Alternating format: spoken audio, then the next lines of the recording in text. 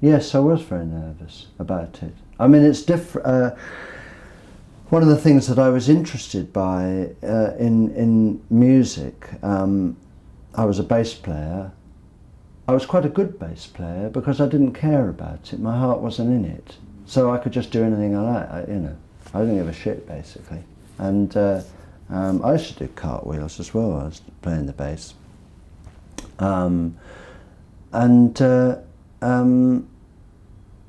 Whereas when I paint, I'm probably too worried about it. And what you do is you do a year of paintings, or in my case about 5 years of paintings, and then you go out and show them. And it's a kind of, you have a first night, which is an opening night, and people might come up to you and say they like it, but more often than not, about 7 years later, they say, "Oh, I saw that show over in, what have you, a great show, And you think, where were you when I needed you? The day after, the morning after, when I woke up and was, and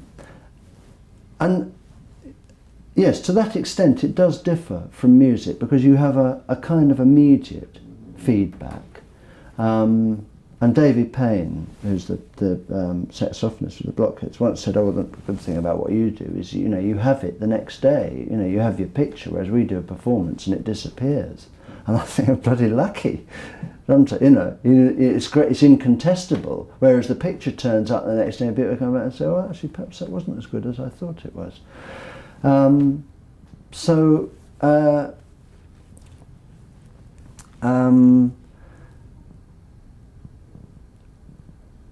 I used to think, I'm not quite so sure now that I think of painting as being a performing art, but I think when I'm doing it, it is a performance, but nobody can see me doing it. I mean, the act of creation is invisible. What has been created is then visible.